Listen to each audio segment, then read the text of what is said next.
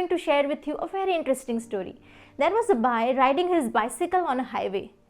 On this highway, there were no other people passing by because it was such a time that there were no traffic. Suddenly, this boy noticed far at a distance there was a rock on the highway. And he imagined what would happen if he clashed with that rock and fall down. In his mind, he continuously feared about how he could get hurt if his cycle went and clashed with that rock.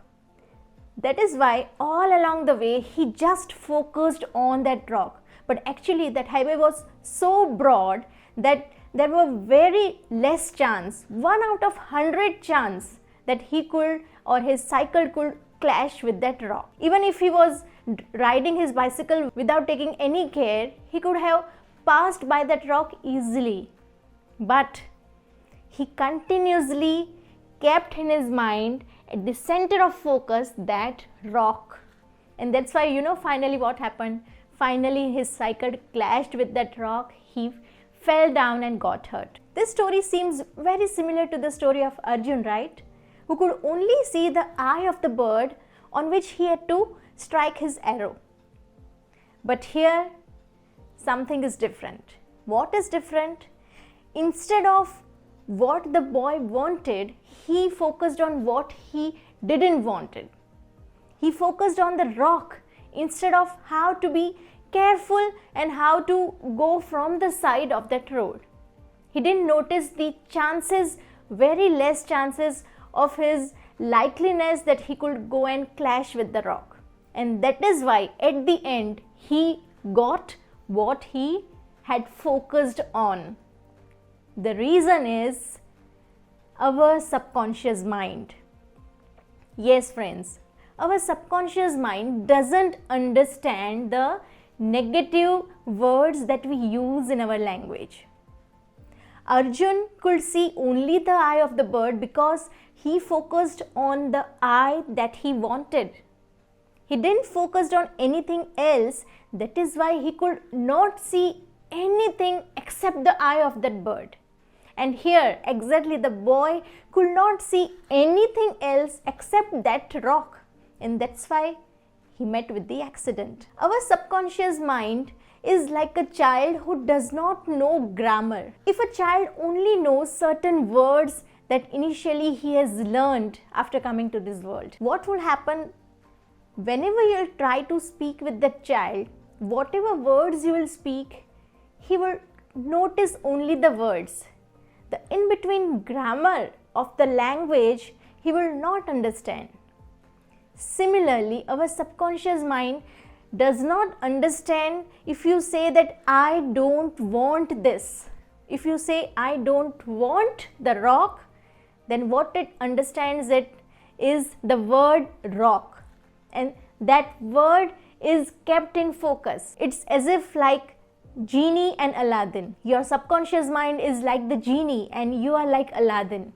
You give orders to your genie, your subconscious mind, in form of words, and it takes it as your order and does everything so that you get it. This theory is very well applied in parenting also.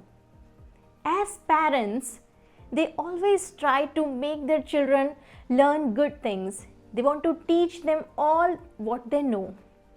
But while teaching, they forget this theory of subconscious mind. When you repeatedly tell your child not to do a particular thing, it's more likely that they would do it. And then parents get frustrated, they get angry on the child, but actually the fault is not of their child, but the way the parent is communicating with their child. Now this video is not all about how you communicate with your kids, but it's about how you communicate first with yourself. Before you want anyone else to do something, you have to first be clear inside your own mind and watch your own thought patterns. Suppose you want your child not to keep the wet towel on bed. Then in your mind, if you are having a thought that I don't want my child to keep the wet towel on bed, then you have to change first this thought. You have to change the language. instead of using a negative sentence, use a positive one. I want the wet towel to be kept or to be hanged outside or on its proper place. Now this way, what you have done, you are very clear with what you want, and that's why your subconscious mind is feeded with proper vocabulary. Wet towel, kept in proper place, outside. There is no single word that is not to be applied. Like the bed, not kept on the bed. Their bed is included. And if that is included, it will come in the result also. So this way, change the words, change the sentences that are inside your thought patterns. Change the language. You could also use affirmations. Make an affirmation so that you could replace your own negative sentences that you might have framed for your children. If as a parent you have framed inside your mind that I never want my kids to play with those naughty kids. I don't want my kids to have negative influences. If this is continuously repeated in your mind, then one day you will find that your child is having a company of a negative influence. Your child is having friends whom you don't want to be his friends. And you will wonder why. I have always taken care of that my child keeps company of good friends, of good people. This is because though you go on telling your child not to do this or not to do that, actually you are feeding your subconscious and his subconscious a negative framework of words, and that's why result is negative. Whatever hard work you do to prevent your child from the bad influences, he is more likely to have it because you have not reframed what you desire in your mind. First, check out your thought patterns, change it, create or make affirmations for it, create a desire. Actually, what do you want?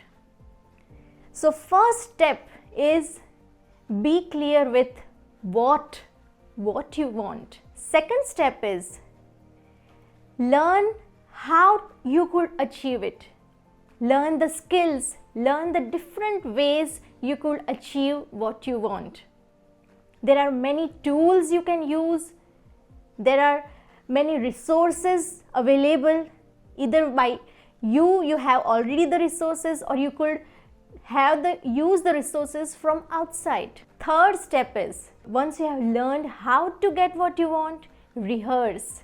Rehearsal is very important. We use the word rehearsal only for some stage performance like drama, singing or dancing. But actually, rehearsal, mental rehearsal is very important in day-to-day life.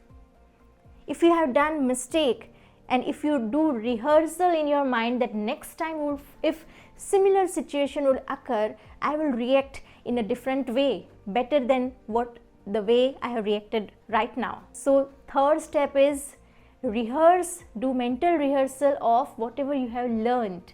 You might change the way you could use it. Next step is, don't directly apply your skills or your tools or your resources. Know when to apply, which is the best time to apply and where to apply. You can't apply your skills or whatever you have learned everywhere.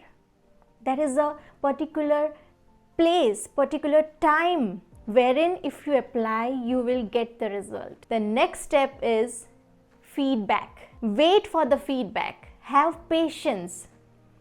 You may not get immediate feedback everywhere, every time. The last step is, if you find that through the feedback there are some changes needed in the way you have applied your skills, the way you have applied the tools to get what you want from certain person or from certain things, change the way. And if the result is as per your desire, then repeat your efforts. So this is the entire step-by-step procedure of how to parenting your child or how to get what you want in your life.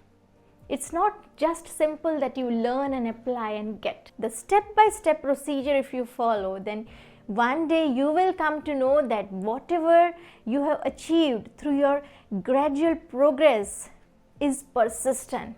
It will stay with you for lifetime. The results that you obtain just in shorter period of time by very little efforts, they don't last long.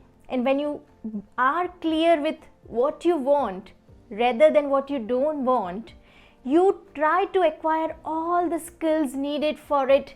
You try to learn from anywhere available in this world, and you become an expert in it. Your everyday routine will include a feeling of learning, being a student, and having a pinch of satisfaction that you are actually heading forward, heading towards your desired goal.